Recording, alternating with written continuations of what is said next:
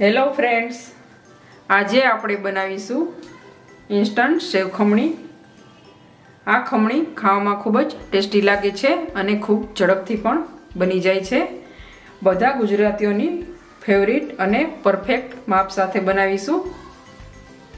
તો ચાલો જોઈ લઈએ કેવી રીતે બને છે આ ઇન્સ્ટન્ટ સેવ ખમણી।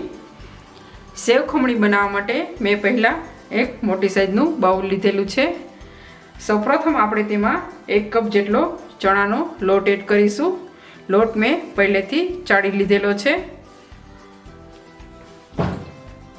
લોટ ચાળી લેવાથી તેમાં જરા પણ લમ્સ રહેતા નથી, એટલે લોટ હંમેશા તમારે ચાળીને જ લેવાનો। આ સેવ ખમણી ફક્ત 15 થી 20 મિનિટમાં જ બની જાય છે। 1 કપ ચણાના લોટની સામે અહીં આપણે 2 ચમચી જેટલો ઝીણો રવો એડ કરીશું। જો તમારી પાસે ઝીણો રવો ન હોય તો જો જાડો રવો હોય તો તમારે મિક્સરમાં થોડો ક્રશ કરી લેવાનો રહેશે। સાથે તેમાં આપણે આદુ મરચાંની પેસ્ટ એડ કરીશું। ત્યાર પછી તેમાં આપણે સ્વાદ પ્રમાણે મીઠું એડ કરીશું। 1 ચમચી જેટલી દળેલી ખાંડ એડ કરીશું। સાથે સાથે આપણે આ સેવ ખમણી માટે જે ખમણ બનાવી રહ્યા છીએ તેને માર્કેટ જેવા બનાવવા માટે આપણે અહીં 1/2 ચમચી જેટલા લીંબુના ફૂલ એડ કરીશું। લીંબુનો ફૂલ એડ ન કરવા હોય તો તમે તેની જગ્યાએ અડધા લીંબુનો રસ પણ એડ કરી શકો છો। ત્યાર પછી આપણે તેમાં પાણી એડ કરતા જઈશું અને એક સ્મૂથ બેટર તૈયાર કરીશું। આપણે થોડું થોડું પાણી એડ કરીશું।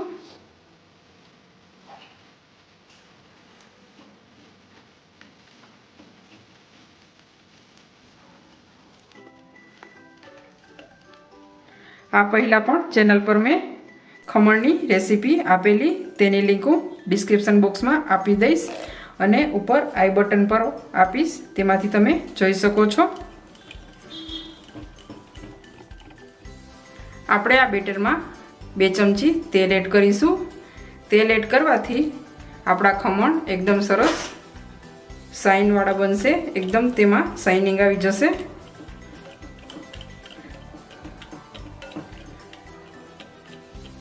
અહીં આપણું બેટર વધારે જાડું પણ નહીં અને પતલું પણ નહીં એવું બનાવેલું છે। આપણે આ બેટરને 4 થી 5 મિનિટ માટે એકદમ સરખી રીતે મિક્સ કરી લઈશું, જેથી તેમાં એર બબલ થાય અને આપણા આ ખમણ એકદમ સરસ જાળીદાર બને।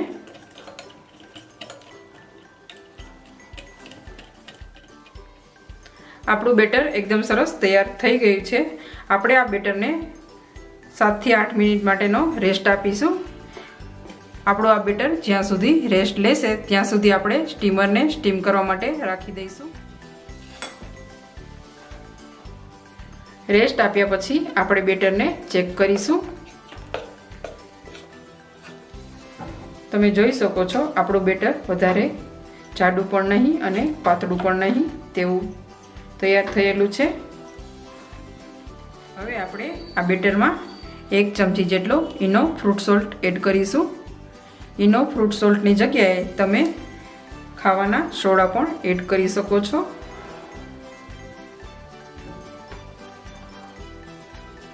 આપણે 1 ચમચી જેટલું પાણી એડ કરીશું।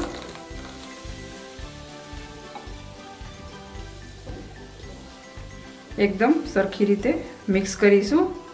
ઇનો એડ કર્યા પછી આપણે તેને વધારે હલાવવાનું નથી, મિક્સ થાય તેટલું જ આપણે ચલાવીશું। આપણું આ ખમણનું બેટર એકદમ સરસ ફૂલી ગયું છે, તમે જોઈ શકો છો। આપણે હવે તેને એક મોલ્ડમાં ટ્રાન્સફર કરી લઈશું।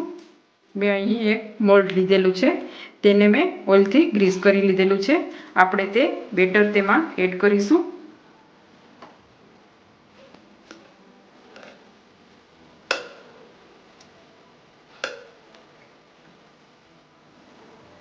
આપણું આ બેટર મોલ્ડમાં એકદમ સરસ સેટ થઈ ગયું છે।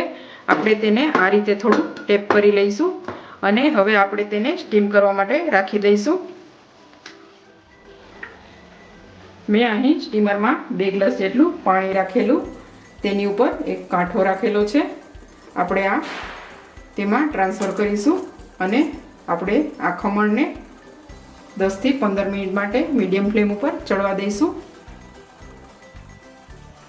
આપણા ખમણ એકદમ સરસ બફાઈને તૈયાર થઈ ગયા છે. આપણે તેને ચેક કરી લઈશું. આપણી આ છરી પણ ક્લીન એકદમ સરસ નીકળે છે. આપણે હવે ગેસની ફ્લેમ બંધ કરી લઈશું અને આ ખમણને આપણે 10 થી 15 મિનિટ માટે ઠંડા થવા દઈશું. ત્યાર પછી આપણે તેનો વઘાર કરીશું. અહીં આપણા સેવ ખમણી માટેના ખમણ એકદમ સરસ ઠંડા થઈ ગયા છે.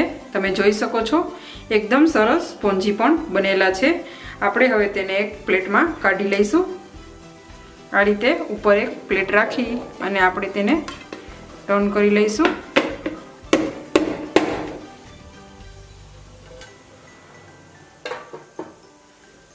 આપણે તેને પલટાવી લઈશું, કટ કરીશું.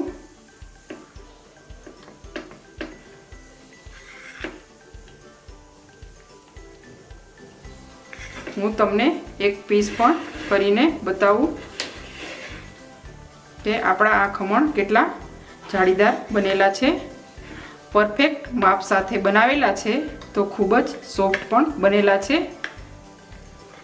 તો તમે આ રેસીપી એક વખત જરૂરથી ટ્રાય કરજો. તમારી ઘરે જો કોઈ પણ ગેસ્ટ આવેલા હોય અને તમારે ઇન્સ્ટન્ટ નાસ્તો આપવો હોય તો તમે આ સેવ ખમણી બનાવીને આપી શકો છો.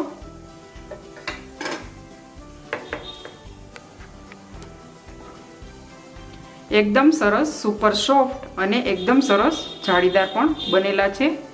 તમે જોઈ શકો છો પરફેક્ટ જાળી પણ બનેલી છે. હવે આપણે આ ખમણનો ભૂકો કરી લઈશું. મેં અહીં એક ખમણી લીધેલી છે.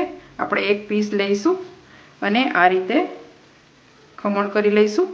જો તમારે ઝીણું ખમણ ન બનાવવું હોય તો તમે હાથથી ચૂરો પણ કરી શકો છો.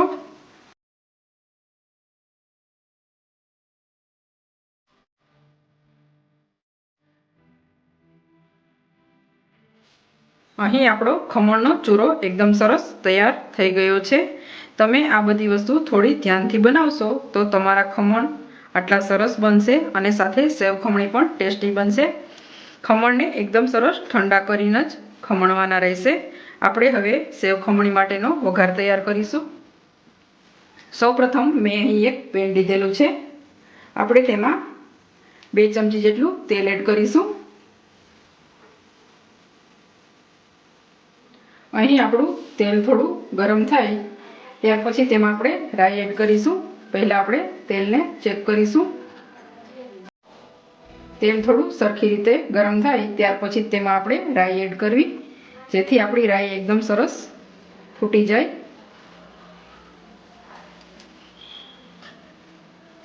આ સેવ ખમણી ખાવામાં ખૂબ જ ટેસ્ટી લાગે છે. રેસીપી સારી લાગે તો લાઈક કરજો, શેર કરજો અને મારી ચેનલને હજુ સુધી સબસ્ક્રાઈબ ન કરી હોય તો સબસ્ક્રાઈબ કરવાનું બિલકુલ ના ભૂલતા. બેલ આઇકનને જરૂરથી પ્રેસ કરજો જેથી મારી નવીન રેસીપીની નોટિફિકેશન તમને સૌથી પહેલાં મળે. આપણે રાઈ એડ કરીશું. મેં અહીં 1 ચમચી જેટલી રાઈ લીધેલી છે.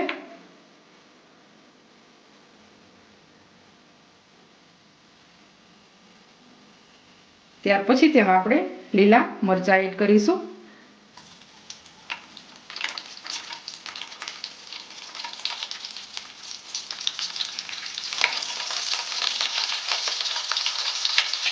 ત્યાર પછી આપણે 5 થી 6 લીમડાના પાન એડ કરીશું. હાફ ચમચી જેટલી હિંગ એડ કરીશું. હાફ ચમચી જેટલી હળદર એડ કરીશું.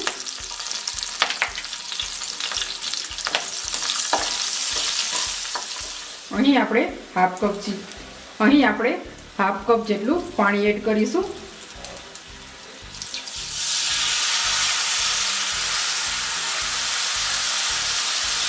ત્યાર પછી આપણે તેમાં 1 ચમચી જેટલી ખાંડ એડ કરીશું. જો તમને ખાંડ પસંદ ન હોય તો તેને તમે સ્કીપ પણ કરી શકો છો. આપણે પાણીને 1 થી 2 મિનિટ માટે ઉકળવા દઈશું. ત્યાર પછી તેમાં આપણે ખમણ એડ કરીશું. આપણું પાણી એકદમ સરસ ઉકળી ગયું છે. આપણે પાણીના ભાગનું મીઠું એડ કરીશું. તમે મીઠું તમારા ટેસ્ટ પ્રમાણે એડ કરી શકો છો. આપણે હવે થોડી ખમણી પણ એડ કરતા જઈશું. જો તમને વધારે ખાટો સ્વાદ પસંદ હોય તો તમે અડધું લીંબુ પણ એડ કરી શકો છો.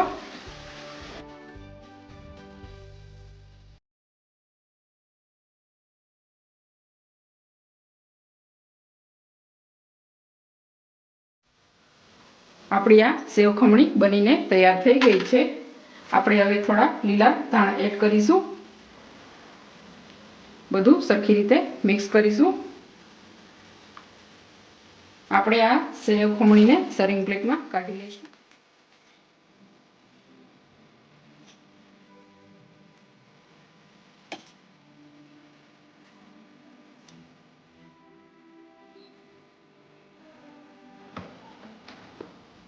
આપણી આ સેવ ખમણી ખૂબ જ છૂટી તૈયાર થઈ છે. આપણે હવે તેની ઉપર સેવ એડ કરીશું. મેં અહીં ઝીણી સેવ લીધેલી છે.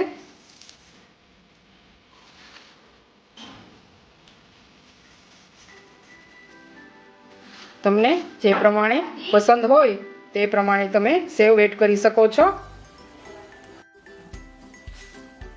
અહીં થોડા દાડમના દાણા પણ એડ કરીશું. દાડમના દાણા એડ કરવાથી ખૂબ જ સુંદર લાગે છે. લીલા ધાણા એડ કરીશું. તો તૈયાર છે આપણી ઇન્સ્ટન્ટ સેવ ખમણી. તમે આ રેસીપી એક વખત જરૂરથી ટ્રાય કરશો.